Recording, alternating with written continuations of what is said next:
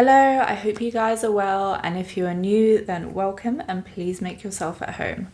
My name is Morgan, and this channel is storytelling of the disturbing, mysterious, and supernatural. So if this kind of content is your thing, then don't forget to hit the like button and subscribe for weekly videos. But for now, grab a cup of tea and get cozy as we're about to begin. Many forests have a somewhat eerie feeling to them, especially after dark. The snapping of twigs, the rustling of leaves. Is it just the wildlife in the shadows, or is something else watching you? But for these particular woods, dark entry forests is illegal to enter. It's not just the spirits you'll have to face, but the authorities as well. This forbidden forest is said to have a dark past of deaths, disappearances, and madness. And those who go there today tell of cameras and videos not working properly, and of an unearthly quietness within the forest. No birds or insects can be heard. It's unnaturally silent. This is the tale of Dudleytown, America's infamous lost town situated in northwestern Connecticut, that was once a bustling community, but now remains little more than rubble and stone against the dark shadows of a dense forest. Abandoned long ago due to its alleged curse that has plagued the area ever since. Records actually indicate that the land around Dudleytown was once Mohawk Indian tribal sacred grounds, but tell us little else before the coming of the first settler to this land, who apparently was a man named Thomas Griffiths around 1738. However, Dudleytown's curse actually dates back to 1510 and started overseas in England. Edmund Dudley was a man who was involved in a plot to overthrow King Henry VIII and was beheaded for this treason. A curse was placed on the family during this time that stated all of the Dudley descendants would be submitted to horror and death, and according to legend, the Dudleys began to experience a terrible run of bad luck. Despite Edmund's beheading and the curse bestowed upon them, his son John Dudley also attempted to control the British throne by arranging for his son Guildford to marry Lady Jane Grey, who was next in line for the crown. After Edward VI died, Lady Jane became queen for a short time. However, the plan failed and ended in her execution and the two Dudleys.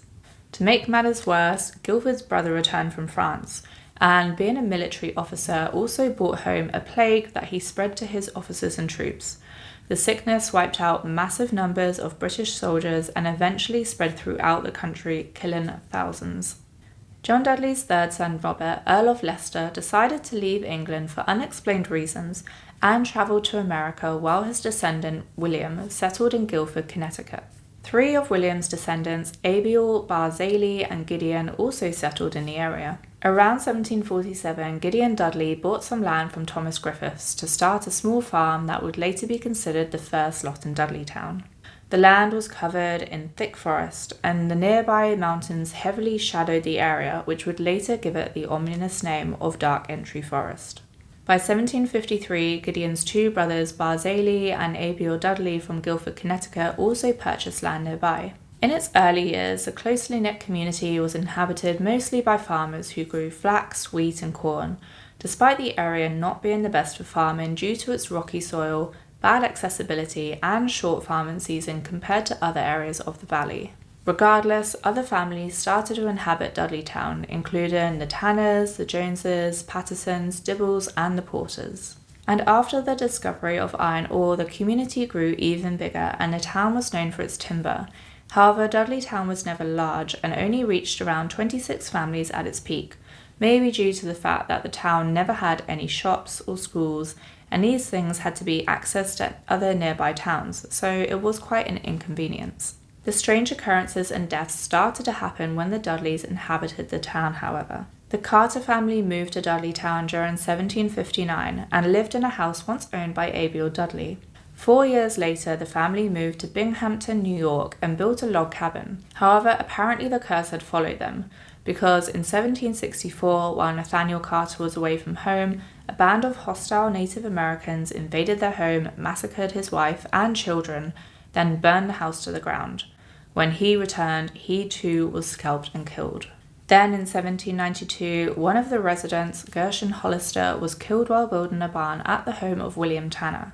Tanner himself was said to have gone insane, although perhaps from old age rather than supernatural influences, However, Tanner was claimed to tell the other villagers about these strange creatures that came out of the woods at night. General Herman Swift, who was a famous resident of the town and who had served in the Revolutionary War under George Washington, went insane and died just after his wife, Sarah Fay, was struck by lightning while standing on the front of their porch of their home in 1804. One of the last residents of the town was a man named John Patrick Brophy, who also did not escape Dudleytown's grasp. First, his wife died of tuberculosis, which was not uncommon in those days, and there was nothing strange about her diagnosis as she had been suffering this for some time. This did not lessen Brophy's grief, of course, but to add to his despair, and where things get a little more unnerving, is that his 2 children vanished into the forest just a short time after the funeral.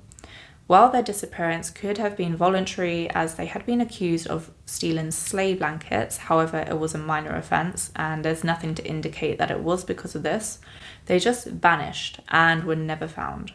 Shortly after, the Brophy's house burned to the ground, and in an unexplained fire, and not long after, Brophy himself vanished into the forest, never to be seen again. Along with the Civil War, and unsurprisingly once the stories about the settlement had spread, residents began to leave, and by 1900, Dudleytown had been abandoned, the forest reclaiming the land where the village once stood.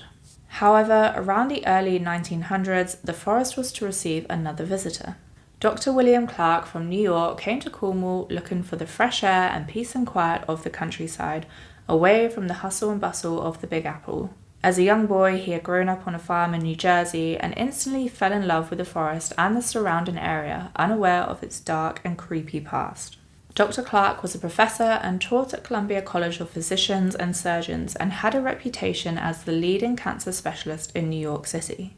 He purchased 1,000 acres of the Conneticut land, which included Dudleytown, and began construction of a rustic summer home for himself and his wife Harriet Clark. Over the next few years, he and his wife Harriet visited the house on weekends and during the summer months until the house was completed. And for a while they enjoyed an idyllic life in Dudleytown, and all was well until one day things took a macabre turn. Dr. Clark had been called away to New York on an emergency. He said to his wife he wouldn't be long, so Harriet stayed behind. However, Dr. Clark returned just 36 hours later to find his wife in a state of madness. She had gone completely insane, saying that she had seen strange creatures in the forest that had tried to attack her, and soon after this incident she took her own life. Now, Harriet did suffer from a chronic illness. However, whether this was physical or mental is unknown, but her account of what she saw does bear an uncanny and alarming resemblance to previous resident William Tanner's story, also about seeing strange creatures in the woods at night back in 1792. Is this just a coincidence? Well, the account is maybe a little too similar and quite chilling, especially considering the time between the stories. While obviously shattered over his wife's death, Dr. Clark continued to visit and stay at his home in Dudleytown, and a few years later remarried. In 1924, he and his new wife Corita, as well as some fellow landowners, friends and doctors, formed Dark Entry Forest Association, which was designed to preserve the forest and the land around it. Dr. Clark later died in 1943, followed by his wife just 5 years later. Today, Dudleytown is deserted once again, and despite being forbidden to enter since 1999, thrill seekers, tourists and ghost hunters still visit the area, and the stories haven't stopped. Visitors claim to hear, see and feel a multitude of spooky things. Mysterious sounds, whispering, the feeling of being pushed and even scratched by unseen hands, orbs flying around and even apparitions. One woman who had visited the area a few times claimed to see a ghostly figure in the forest. Fleeing from the area, she ran back to her car and drove off, only to find that her brakes were not working. When the tow truck arrived, they discovered that the brake cable had actually snapped. Some historians and debunkers dismiss these reports and theories. However, some researchers refer to the area as a negative power spot, or a place where entities can more easily enter from the other side. Now, I love a good ghost story, and I fully believe in the supernatural, but it doesn't mean that everything is legit. And I hate to be a spoil sport, but we do need to look at some facts, otherwise we're not really telling the full story. So let's start with the fact that the curse of Dudleytown appears to have begun with the 1926 publication of Edward Starr's History of Cornwall. For reasons that have yet to be explained, Starr wove together an elaborate and inaccurate 2-page account of Dudleytown's residents over the centuries, add in some name dropping to maybe spice things up a little bit. But what he wrote appears to be more fiction than fact. Apparently, the Dudley family of Cornwall also has no connection to English nobility, but even if they did, in order for the curse to have been passed along to account for the haunting of Dudleytown, then William Dudley would have had to have been the son of Robert, Earl of Leicester, but he wasn't. Robert Dudley only had 2 sons, and one of them died while still a child. The other went to Italy, and while he had children, all of them remained in that country. This means that there was no link between William, his sons who founded Dudleytown, and any so-called curse. We also need to account for some of the stories that were made about the residents. For example, Abiel Dudley in Going Insane was apparently a lie, and his neighbours simply described him as distracted and unable to care for himself. His story about creatures in the woods could simply be from old age and possibly showing traits of dementia, which can cause hallucinations. Or is it just a tale to make a story more interesting? Again, Dr. Clark's wife seeing strange creatures in the woods could have been due to her illness. Although we don't know if it was mental or physical, there is a possibility it could have been mental that could explain what she saw. There was also the account of General Swift's wife being killed by lightning. However, during the 1800s, it wasn't uncommon for this to happen due to the fact that many houses were not protected by lightning rods. There's also the case of the environment during the time.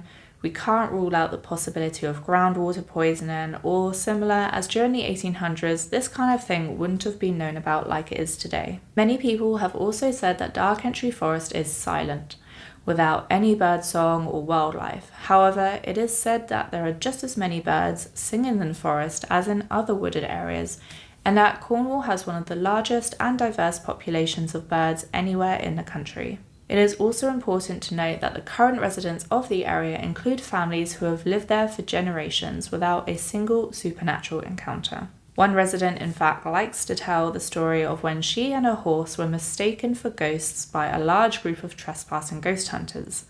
In the newspaper the next day, it was told she was a spectral figure and that her horse's hooves never touched the ground. I'm sure she found that one amusing. So it does appear that the curse is debunked. However, it doesn't necessarily mean that the area doesn't have some strange quality about it. And this is just my opinion, but there are said to be many energy vortexes in the USA, so I don't think we can rule that out. The area was also Mohawk Indian tribal grounds, so there is that point. And some people are just more inclined to see, hear and feel the unseen more than others. Anyway, what do you guys think? Is it just a series of unfortunate events, or do you believe there's a darker, more sinister energy there? Have you been to Dudleytown or the area around it? And if so, did you experience anything that made the hairs on the back of your neck stand up? Thanks so much for joining me, and I hope you enjoyed today's video. If you did, please give it a thumbs up and don't forget to subscribe for weekly content. But for now, I'll see you guys in the next video.